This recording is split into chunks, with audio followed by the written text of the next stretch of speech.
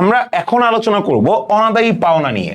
So অনাদায়ী পাওনা আমাদের বিশদায় বিবরণী এবং আর্থিক অবস্থা বিবরণীতে সবচেয়ে বেশি কনফিউশন পার্ট। কারণ এই অনাদায়ী পাওনা আসলে নতুন কিংবা পুরাতন সমন্বয় দেওয়া থাকলে সেটা আমার বিশদায় বিবরণীতে কোন রূপে যাবে কিংবা আর্থিক অবস্থা বিবরণীতে কোন রূপে যাবে, কিভাবে আমি এগুলো লিখবো, সেটা নিয়ে অনেক একটা কনফিউশন দেখা যায়। সো অনাদায়ী পাওনা নিয়ে আমি আগে ম্যাথ করানো বা কথা বলা শুরু করার আগে আমি কয়েকটা জিনিস একটু বলে রাখি। অনাদায়ী পাওনার বিভিন্ন অল্টারনেটিভ নাম আছে। একটা হচ্ছে কুরিন, আরেকটা হচ্ছে সন্দেহজনক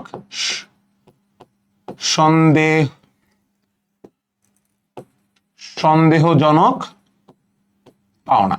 সো অনেক ধরনের নাম আছে। সো নাম যতই থাকুক, কাজ আসলে ওই একটাই, যে আমার অনাদায়ী পাওনা হচ্ছে দেনাদারের যেই অংশটুকু আমি পাচ্ছি না দিন শেষে। সো দেখা যায় একটা প্রতিষ্ঠান, সেটা আজকে আমার সেবামূলক প্রতিষ্ঠান হইতে পারে কিংবা ক্রয় বিক্রয়কারী প্রতিষ্ঠান হইতে পারে, একটা প্রতিষ্ঠানে দেখা যায় আমার 100 টাকা দেনা আছে বা প্রাপ্য হিসাব আছে। এই 100 টাকা প্রাপ্য হিসাবের কখনোই ফুল টাকাটা পাওয়া যায় না। অনেক সময় দেখা যায় কিছু দেনাদার বা কিছু প্রাপ্য হিসাব দেউলিয়া হয়ে যায়, তারা মারা যায়, বিভিন্ন কারণে দেখা যাবে এই 100 টাকা থেকে আমি 20 টাকা পাই নাই, বাকি 80 টাকা হয়তো আমি উদ্ধার করতে পারছি। সো এই যে 20 টাকাটা আমি পাচ্ছি না, এখান থেকে যেই টাকাটা পাচ্ছি না, যে টাকাটা আমি কখনো ভবিষ্যতে পাবো না, সেটাকে মূলত অনাদায়ী পাওনা বা কুরিন বা সন্দেহজনক পাওনা আমরা হিসেবে লিখি। সো এখন প্রশ্ন হচ্ছে যে এই অনাদায়ী পাওনা আবার কিছু ধরন আছে। যেরকম আমি অনাদায়ী পাওনা যখন হিসাব করব, সেটা সরাসরি পদ্ধতিতে নাকি সঞ্চিতিতে, এইটা নিয়ে আমার অনাদায়ী পাওনা যা অধ্যায় ভিত্তিক নাম হচ্ছে প্রাপ্য হিসাবে হিসাব রক্ষণ পদ্ধতি, একটা ওয়ান শট ক্লাস আছে আমার ইউটিউব চ্যানেলে, তোমরা সেটা দেখে নিতে পারো। তাহলে তোমাদের এই অধ্যায়ের অনাদায়ী পাওনা নিয়ে যত কনফিউশনস থাকবে সব ক্লিয়ার হয়ে যাবে। সো আমি এখানে ফিরে আসি। সো এই অনাদায়ী পাওনা বা কুরিন বা সন্দেহজনক পাওনা হচ্ছে যে দেনাদারের যেই টাকাটা আমরা পাচ্ছি না। সো এইটা আমার দুইটা ভাবে যায়। আমাদের বিশদায় মূলত এই অনাদায়ী পাওনা আমার দুইটা জায়গায় যেতে পারে। এক, বিশদায় বিবরণীতে যাবে। কোথায় যাবে? বিশদ আয় বিবরণীতে। এখন আরেকটু ক্লিয়ার করে যদি বলি, বিশদায় বিবরণীতে এইটা পরিচালন ব্যয়ের মধ্যে যায়। এইটা আমার পরিচালন ব্যয়ের মধ্যে যাচ্ছে। আর আরেকটা জায়গায় যেতে পারে, সেটা হচ্ছে আর্থিক অবস্থা বিবরণীতে। আর্থিক অবস্থার বিবরণীতে। এখন আর্থিক অবস্থা বিবরণীতে কই যাবে? আর্থিক অবস্থার বিবরণীতে সেটা আমার প্রাপ্য হিসাব থেকে একটা ক্যালকুলেশন হয়, আমরা ডিটেলসে দেখবো, কোনো প্যারা নেই।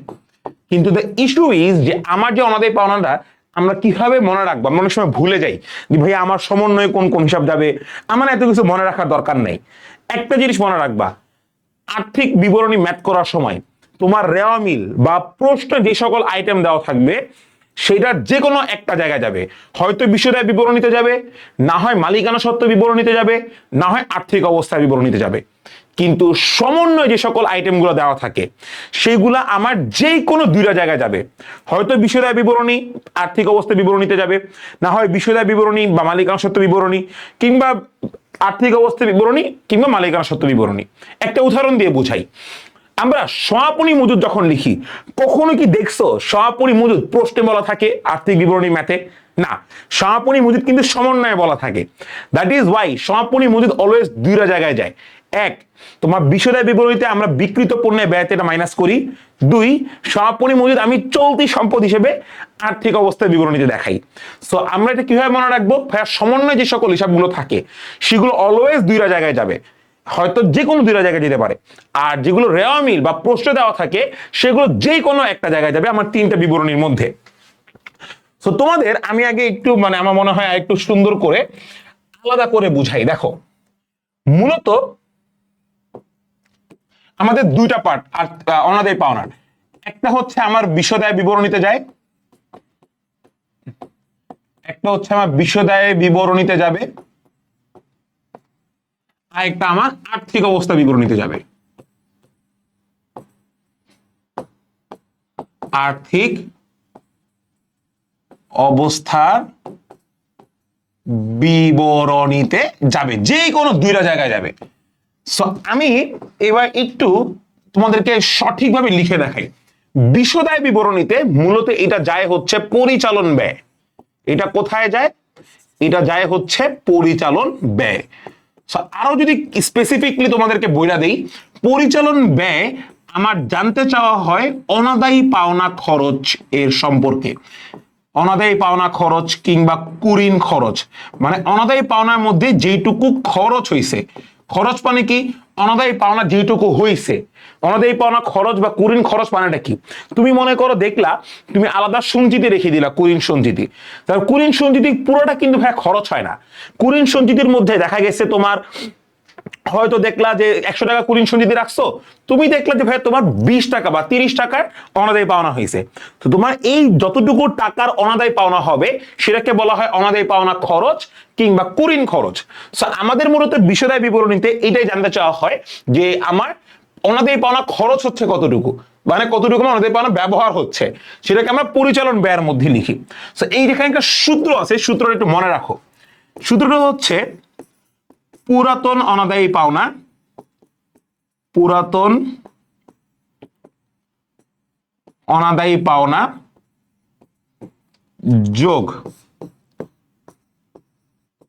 নতুন অনাদায়ী পাওনা যোগ নতুন অনাদায়ী পাওনা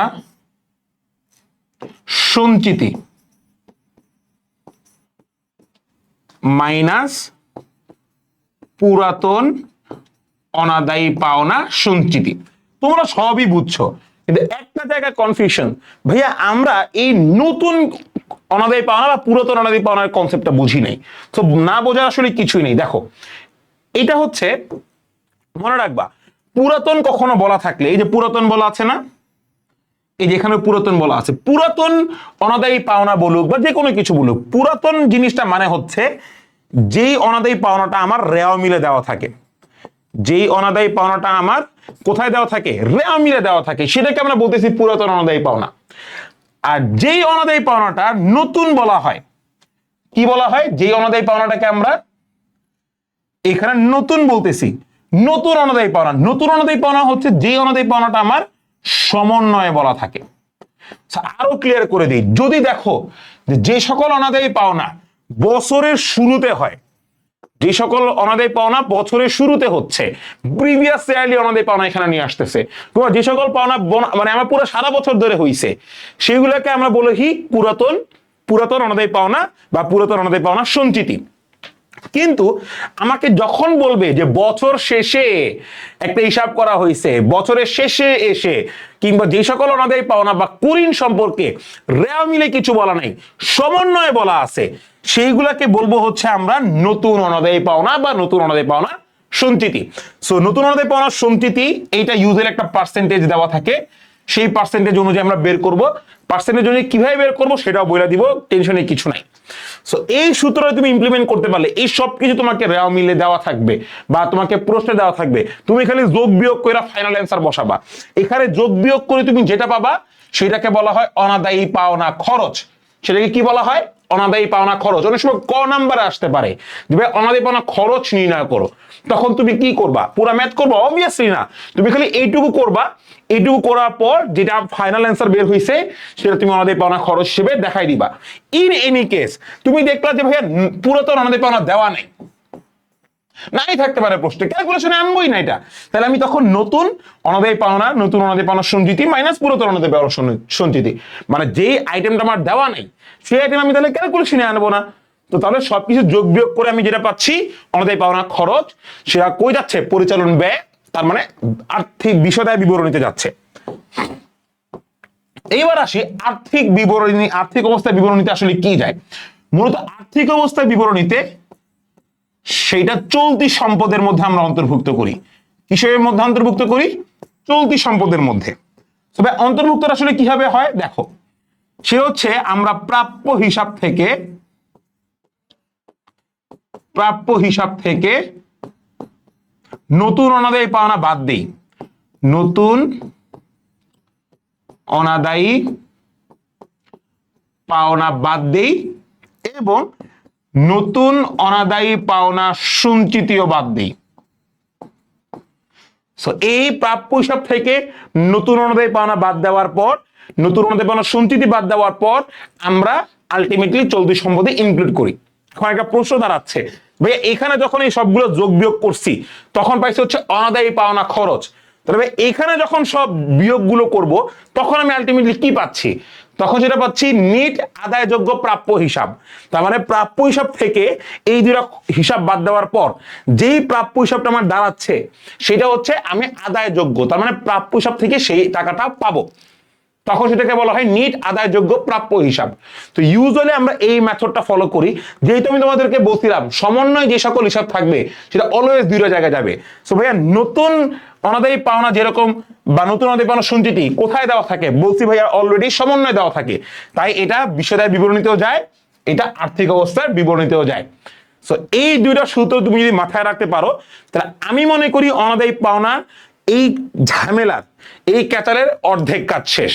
এখন অনেক সময় আমাদের নতুন অনাদায়ী পাওনা যখন বলা থাকে, এটা তো আমি একদম সোজা সাপটা ভাষায় কথা বললাম, অনেক সময় প্রশ্নে এরকম ডিরেক্ট দেওয়া থাকে না। কি দেওয়া থাকে? যে দেনাদারের 2000 টাকা আদায়যোগ্য না। কই দেওয়া থাকবে? রেওয়া মিলে না, সমন্বয় দেওয়া থাকবে যে দেনাদারের 2000 টাকা আদায়যোগ্য না।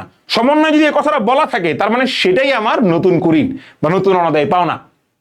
এবং আমাকে বলা থাকে যে অবশিষ্ট দেনাদারের 2% বা 5% আদায়যোগ্য না, বা 5% উপর সঞ্চিতি ধার্য করা হয়েছে। তার মানে সেই যে 5% বলছে সেটাই হচ্ছে আমার নতুন অনাদায়ী পাওনা সঞ্চিতি। তো সেটা কিভাবে বের করব? তো তখন আমি যে প্রাপ্য হিসাব থেকে আমি নতুন অনাদায়ী পাওনা বাদ দিয়ে যেই ফিগারটা থাকে সেটার উপর পার্সেন্টেজ ধরে আমি নতুন অনাদায়ী পাওনা সঞ্চিতিটা বের করি। It is as simple as that. So এইটা যদি তুমি মনে রাখতে পারো এই ছকটা, তাহলে আমি মনে করি তোমার 75% কাজ শেষ। বাকিটা হচ্ছে তোমার অ্যাডাপ্ট, কত দ্রুত অ্যাডাপ্ট করতে পারবা বা কত দ্রুত বুঝতে পারবা সেটা হচ্ছে বাকিটার উপর নির্ভর করবে। ওকে, তাহলে আমরা একটু ম্যাথ সলভে আসি। আমি 4টা সমন্বয় তোমাদেরকে দেখাবো আর আমি তোমাদেরকে প্রশ্নে বলে দিছি। তো প্রশ্নে দেখো আমি অলরেডি, এটা হচ্ছে রেওয়া মিল। এটা কি ভাইয়া? এটা হচ্ছে তোমার রেওয়া মিল। সো রেওয়া মিলে অলরেডি তোমার কাছে অনাদায়ী পাওনা, অনাদায়ী পাওনা সঞ্চিতি বা কুরিন সঞ্চিতি বা প্রাপ্য হিসাব বা দেনাদার দেওয়া আছে। তো ভাইয়া আমার এখানে যে অনাদায়ী পাওনা দেওয়া আছে বা কুরিন দেওয়া আছে বা কুরিন সঞ্চিতি দেওয়া আছে, এটা কি নতুন না পুরাতন? যেহেতু রেওয়া মিলে দেওয়া আছে তার মানে সেটা পুরাতন। যেহেতু রেওয়া মিলে দেওয়া আছে তার মানে কি সেটা পুরাতন। এইবার এই যে সমন্বয় যা দেওয়া আছে, সমন্বয় আমি ধাপে ধাপে করাবো। তো সমন্বয় যেটা দেওয়া থাকবে সেটা কি আমরা অলরেডি জানি। সমন্বয়ে যেটা দেওয়া থাকবে সেটা হচ্ছে আমার নতুন অনাদায়ী পাওনা বা নতুন অনাদায়ী পাওনা সঞ্চিতি। তো এবার আমরা ম্যাথে আসি। 1 নম্বর সমন্বয়টা একটু খেয়াল করো। সেটা হচ্ছে বলছে প্রাপ্য হিসাবের 20,000 টাকা আদায়যোগ্য না। তোমাকে এইটুকু বলা আছে, তোমাকে আর কিছু নতুন কুরিন সঞ্চিতি এইসব ধরনের কিছু বলা নেই। তোমাকে বলে দিছে যে ভাইয়া প্রাপ্য হিসাবে 20,000 টাকা আদায়যোগ্য না। তার মানে তোমার কাছে প্রশ্নে আছে পুরাতন কুরিন সঞ্চিতি দেনাদার, আর সমন্বয় বলা আছে ম্যাথের যে ভাইয়া প্রাপ্য হিসাবে 20,000 টাকা আদায়যোগ্য না। তা প্রাপ্য হিসাবে 20,000 টাকা আদায়যোগ্য না মানে কি? এইটা নতুন কুরিন। প্রাপ্য হিসেবে এটা আদায়যোগ্য না মানে কি? এইটা নতুন কুরিন। সঞ্চিতি সম্পর্কে কিছু বলা নাই, আমি সঞ্চিতি সম্পর্কে ম্যাথ করবো না, থাকাই লাগবে, নেসেসারি না। আসো 1 নম্বর ম্যাথটা আমি কিভাবে করছি দেখো। এই যে 1 নম্বরটা আমাদের 2টা পার্ট হয়, আমি অ্যাজ ইউজুয়ালি বলছি, বিষয়দায় বিবরণী, আর্থিক অবস্থার বিবরণী। তো বিষয়দায় বিবরণী যেরকম আমায় অনাদায়ী পাওনা বলা আছে, এটা পুরাতন অনাদায়ী পাওনা, আমরা জানি সবাই পুরাতন অনাদায়ী পাওনা। এর সাথে আমরা কি করি? নতুন অনাদায়ী পাওনা যোগ করি, সূত্রে বলে দিছিলাম। আর নতুন অনাদায়ী পাওনা সঞ্চিতিও যোগ করি। কিন্তু আমার কি প্রশ্নে কথা সঞ্চিতি 1 নম্বর সমন্বয় দেখো সঞ্চিতি কথা উল্লেখ ছিল না, আমি আনবো না। তাহলে পুরাতন অনাদায়ী পাওনা কত ছিল ভাইয়া? 5,000 টাকা। আমি পুরাতন অনাদায়ী পাওনা সঞ্চিতি 5,000 টাকা লিখছি। নতুন অনাদায়ী পাওনার কথা বলা হয়েছে কত? 20,000 টাকা। আমি এখানে নতুন অনাদায়ী পাওনা 20,000 টাকা বলছি এবং বলছে পুরাতন অনাদায়ী পাওনা সঞ্চিতি। তাহলে পুরাতন অনাদায়ী পাওনা সঞ্চিতি এখানে কত বলা আছে? আমার প্রশ্নে ছিল পুরাতন অনাদায়ী পাওনা সঞ্চিতি 2,000 টাকা। তো আমি এখানে এই দুইটা যোগ করে হয় হচ্ছে 25,000। এই 25,000 থেকে পুরাতন সঞ্চিতি বাদ দিব, এটা নিয়ম। বাদ দেওয়ার পর 23,000 টাকা পাইছি, এটা ফাইনাল। গেল হচ্ছে বিষয়দায় বিবরণীর কাজ। এবার আমার সেকেন্ড ধাপ কি, আর্থিক অবস্থা বিবরণীর। আর্থিক অবস্থা বিবরণীতে ভাই পুরাতনের কোনো কাজ নেই, খালি নতুনের কাজ। প্রাপ্য হিসাব থেকে নতুন কুরিন বিয়োগ নতুন কুরিন সঞ্চিতি বিয়োগ। তাহলে আমার যেহেতু নতুন কুরিন সঞ্চিতি দেওয়া নাই, তাহলে আমি কি করছি, শুধুমাত্র নতুন অনাদায়ী পাওনাটা বিয়োগ করছি। তাহলে প্রাপ্য হিসাব বাবা কত দেওয়া ছিল, প্রাপ্য হিসাব ছিল 1 লক্ষ টাকা। তাহলে এবার 1 লক্ষ টাকা থেকে আমি এই 20,000 টাকা বাদ দেওয়ার পর পাইছি 80,000। শেষ, ম্যাথ এন্ড। আমার যেটা দেওয়া আছে প্রশ্নে আমি শুধুমাত্র ওটুকু নিয়ে কাজ করব, যেটা দেওয়া নাই আমি সেটা নিয়ে কোনো ধরনের হেডেকে যাবই না। ওকে, যেহেতু আমাদের 1 নম্বর গেল, আমি একটু 2 নম্বর নিয়ে কথা বলি। 2 নম্বরে কি বলছে দেখো, প্রাপ্য হিসাবের ওপর 10% হারে অনাদায়ী পাওনা সঞ্চিতি ধার্য করা হয়েছে। তো 10% হারে যে অনাদায়ী পাওনা সঞ্চিতি ধার্যের কথা বলছে, এটা হচ্ছে নতুন কুরিন সঞ্চিতি। এটা কি ভাইয়া, এটা হচ্ছে নতুন কুরিন সঞ্চিতি। এখানে কি নতুন কুরিন সম্পর্কে বলা আছে? 1 নম্বরে কিন্তু বলা ছিল। 2 নম্বরে কি বলা আছে?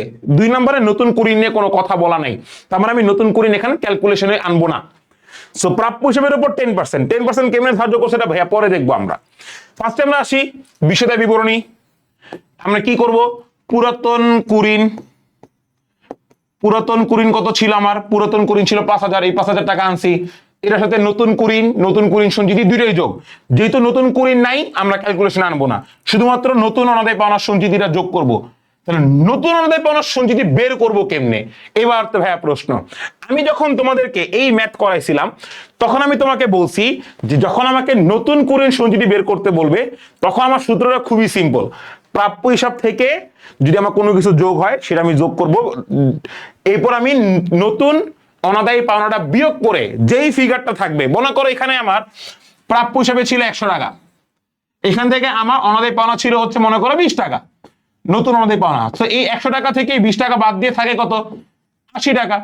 এই 80 টাকার উপর আমি 10% ধার্য করে আমি নতুন কুরিন সঞ্চিতি ধার্য করব। আমার এখানে তখন কোনো ক্যালকুলেশন হিসাব নাই, এখানে হিসাব প্রাপ্য হিসাব থেকে নতুন কুরিন বাদ দিয়ে যেই ফিগারটা থাকে সেটার উপর পার্সেন্টেজ ধরে আমি নতুন কুরিন সঞ্চিতি ধার্য করব। এখন প্রশ্ন, ভাইয়া আমাদের যে সকল ম্যাথে নতুন অনাদায়ী পাওনা দেওয়া থাকে না সে সকল ম্যাথে কি করব, আমি আনবই না, আমি বিয়োগই করব না। আমি তাহলে সরাসরি প্রাপ্য হিসাবের উপর পার্সেন্টেজ ধরে নতুন অনাদায়ী পাওনার সঞ্চিতিটা যোগ করে দিব, মানে পার্সেন্টেজটা বের করে ফেলবো। সো দেখো আমাকে এখানে যেহেতু নতুন অনাদায়ী পাওনা সম্পর্কে কিছু বলা নাই, তার মানে কি আমি এই 1 লক্ষ টাকার উপর এই 10% সরাসরি হিসাব করে নতুন কুরিন সঞ্চিতি ধার্য করব। তাহলে ভাইয়া প্রাপ্য হিসাব ছিল 1 লাখ, 1 লাখে 10% কত, 10,000 টাকা। তো আমার নতুন কুরিন সঞ্চিতি কত দাঁড়াইছে, আমি একটু লিখে দিই তোমাদের সুবিধার জন্য। 1 লক্ষ এর সরাসরি 10% আমার 10,000 টাকা দাঁড়ায় গেছে নতুন কুরিন সঞ্চিতি বা নতুন অনাদায়ী পাওনা সঞ্চিতি। আর আমার পুরাতন অনাদায়ী পাওনা সঞ্চিতি বিয়োগ হবে, 2,000 টাকা ছিল বিয়োগ। তাহলে 10 আর 5 15,000, 15 থেকে 2 বাদ দিলে 13,000 টাকা থাকে, যেটা আমি পরিচালন ব্যয় বিষয়দায় বিবরণীতে আনছি। এইবার আমার আর্থিক অবস্থা বিবরণীর কাজ। আর্থিক অবস্থা বিবরণীতে কি ছিল, যে প্রাপ্য হিসাব থেকে নতুন কুরিন সঞ্চিতি দুইটাই বিয়োগ দিব। যেহেতু আমার নতুন কুরিন নাই, তার মানে শুধু নতুন কুরিন সঞ্চিতি বিয়োগ হবে। তাহলে প্রাপ্য হিসাব থেকে শুধুমাত্র নতুন কুরিন সঞ্চিতি বাদ দিছি। নতুন কুরিন সঞ্চিতি আমি অলরেডি বের করে ফেলছি যে প্রাপ্য হিসাবের ওপর সরাসরি 10%, যেহেতু নতুন কুরিন নাই, নতুন কুরিন থাকলে আমি প্রাপ্য হিসাব থেকে সেই নতুন কুরিন বাদ দিয়ে যে টাকাটা থাকতো তার উপর পার্সেন্টেজ ধরতাম। যেহেতু নতুন কুরিন নাই, তার মানে আমি সেটা আনবই না, সরাসরি প্রাপ্য হিসাবের ওপর 10% ধরে হিসাবটা করব। তাহলে 1 লাখে 10% কত, 10,000 টাকা। তাহলে 1 লাখ থেকে 10,000 টাকা বিয়োগ দিলে ডিরেক্ট 90,000 টাকা নিয়ে আমি চলতি সম্পদে দেখাই দিছি। ওকে, 2 নম্বরটাও ক্লিয়ার। এবার 3 নম্বরটায় আসি। 3 নম্বরে কি বলছে দেখো, প্রাপ্য হিসাবে 10,000 টাকা আদায়যোগ্য নাই, তার মানে নতুন কুরিন আমার দেওয়া আছে। আর বলা হয়েছে যে অবশিষ্ট প্রাপ্য হিসাবের ওপর, অবশিষ্ট কেন বলা হয়েছে জানো, ওই যে প্রাপ্য হিসাব থেকে নতুন কুরিন বাদ দেই, এরপর যে টাকাটা থাকে সেটাই তো অবশিষ্ট। এই জন্য আমাদের বলা হয় অবশিষ্ট প্রাপ্য হিসাবের ওপর 10% হারে অনাদায়ী পাওনা সঞ্চিতি ধার্য করতে হবে। এইটা হচ্ছে ম্যাথ, তোমাকে কিভাবে বলা থাকবে। আমি ফার্স্টে কি করব দেখো, আমাকে যদি বলা হয় প্রাপ্য হিসাবের ওপর 10% হারে অনাদায়ী পাওনা সঞ্চিতি, তো ভাইয়া আমার এখানে আমি একটু যদি 3 নম্বরটা দেখাই, এখানে ফার্স্টে আমাদের পুরাতন কুরিনটা আসছে, পুরাতন অনাদায়ী পাওনাটা আসছে 5,000 টাকা, লিখলাম। এর সাথে নতুন অনাদায়ী পাওনা যোগ করবো, যেটা আমার সমন্বয় দেওয়া আছে 20,000 টাকা, এটা লিখলাম। এখানে যে 10,000 টাকা বলা হয়েছে, এখানে এটা 10,000 টাকাই হবে। হ্যাঁ, 10,000 টাকা, 10,000 টাকা। এবং নতুন অনাদায়ী পাওনা সঞ্চিতি দেওয়া আছে 9,000 টাকা। এখন 9,000 টাকা কিভাবে আসছে দেখো, এটা আসছে ক্যালকুলেশন এখানে দেখাই দিই। প্রাপ্য হিসাব ছিল 1,00,000 টাকা, এখান থেকে আমি এই 10,000 টাকার কি ছিল, নতুন কুরিন ছিল, তাহলে প্রাপ্য হিসাব থেকে নতুন কুরিন 10,000 টাকা বাদ দিলাম। বাদ দেওয়ার পর থাকে হচ্ছে 90,000 টাকা। এই 90,000 টাকার উপর 10% হচ্ছে নতুন কুরিন সঞ্চিতি। আমাকে এখানে বলাই আছে প্রশ্ন, দেখো অবশিষ্ট প্রাপ্য হিসাব মানে কি, প্রাপ্য হিসাব থেকে নতুন কুরিন বাদ দিব, এরপর যেই প্রাপ্য হিসাব থাকে তার 10%।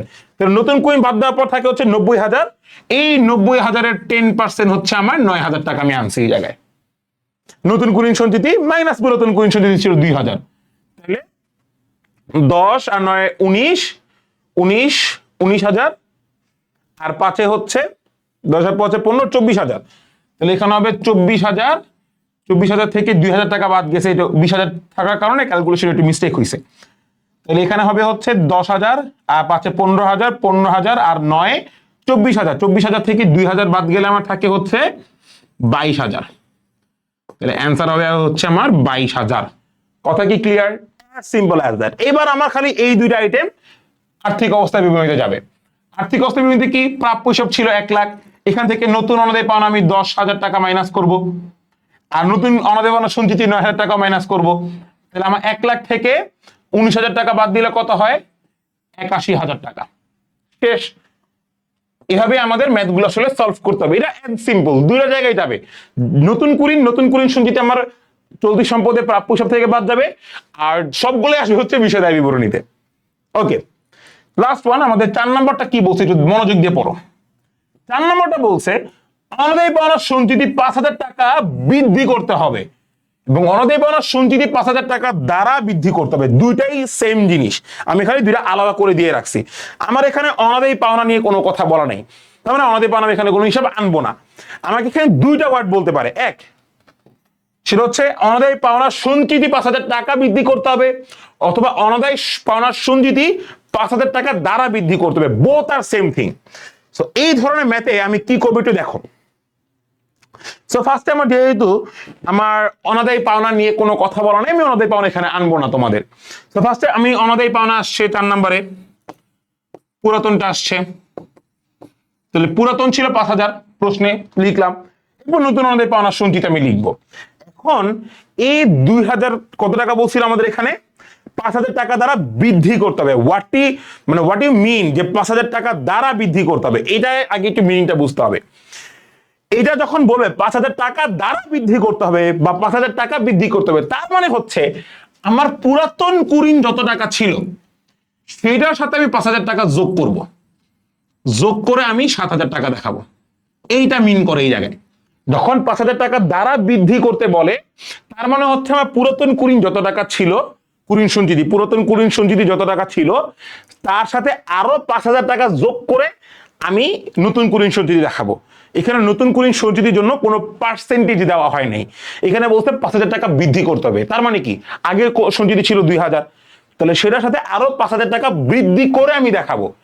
তার মানে হচ্ছে আমার এখানে ছিল মনে করো 5,000 টাকা, তাহলে আমার এখানে ফার্স্টে কি ছিল, যে পুরাতন কুরিন ছিল 2,000, 5,000 টাকা দ্বারা বৃদ্ধি করতে হবে। তার মানে হচ্ছে পুরাতন কুরিন যদি 2,000 টাকা থাকে, নতুন কুরিন এর সাথে আরো 5,000 টাকা যোগ করে টোটাল 7,000 টাকা দেখানো হবে। দেখো তাহলে নতুন কুরিন সঞ্চিতি কত টাকা দেখানো হয়েছে, 7,000। কিভাবে, পুরাতন কুরিন ছিল 2,000 আর নতুন কুরিন আরো 5,000 টাকা বৃদ্ধি করে দেখাইতে হবে, তার মানে টোটাল 7,000 টাকা আমার দেখাইতে হবে। আর আমার পুরাতন কুরিন সঞ্চিতি দেওয়া ছিল প্রশ্নে 2,000 টাকা, এটা মাইনাস করে দিব। তাহলে 7 5 কত, 12,000, এখান থেকে 2,000 টাকা বাদ দিলে 10,000। শেষ। এবার আমার চলতি সম্পদে বা আর্থিক অবস্থা বিবরণীতে আমার কিন্তু অন্য কিছু আসবে না, নতুন কুরিনটা আসতেছে না, কারণ নতুন কুরিন দেওয়াই নেই। তাহলে পুরাতন কুরিন কতটুকু আসবে সঞ্চিতি, নতুন কুরিন সঞ্চিতি কত টাকা আসবে, প্রাপ্য হিসাব ছিল 1,00,000, আর অনাদায়ী পাওনা সঞ্চিতি, নতুন অনাদায়ী পাওনা সঞ্চিতি, তার মানে আগের 2,000 টাকা ছিল, আরো 5,000 টাকা বৃদ্ধি করতে হবে, তার মানে টোটাল 7,000 টাকা দেখাবো। তাহলে 1 লাখ থেকে 7,000 টাকা মাইনাস করলে 97,000। তো এইটা হচ্ছে আসলে খেলা। তোমরা এই তিনটা ঠিকই পারবা, কিন্তু যখন বৃদ্ধি করতে হবে তখন আসলে একটু কনফিউশনে চলে যাবে, ভাইয়া বৃদ্ধি করার মানে কি? বৃদ্ধি করা মানে হচ্ছে ভাইয়া এই পুরাতন যেটা ছিল এটার সাথে আমি আরো 5,000 টাকা যোগ করে ফাইনালটা দেখাবো। বৃদ্ধি করতে হবে, তার মানে আগে যেটা ছিল তার সাথে আরো 5,000 টাকা অ্যাড করে আমি দেখাবো। তার আগে ছিল 2,000, আরো 5,000 টাকা অ্যাড করে টোটাল 7,000 টাকা দেখাইছি। এই হচ্ছে টোটাল আমাদের এই অনাদায়ী পাওনা। এই ছকটা যদি মনে রাখতে পারো, এটা শুধুমাত্র এই আর্থিক বিবরণীর জন্য না, তোমাদের প্রাপ্য হিসাবে হিসাব রক্ষণ যে অধ্যায়টা আছে সেখানেও কিন্তু এই দুইটা ছক সবচেয়ে বেশি ইম্পর্টেন্ট। এই দুইটা ছক যদি তোমরা মনে রাখতে পারো তাহলে আমি মনে করি ভাইয়া এই ধরনের ম্যাথ করা আসলে তোমাদের জন্য পানি ভাত। তো আমি আশা করি এই আর্থিক অবস্থা বিবরণী হোক কিংবা আমার বিষয়টা বিবরণী হোক, এখানে নিয়ে আমাদের আসলে সমস্ত সমস্যার সমাধান হয়ে যাওয়ার কথা। এবার আমরা দেখবো হচ্ছে আগুনে বিনষ্ট পণ্যটা আমরা কিভাবে করি।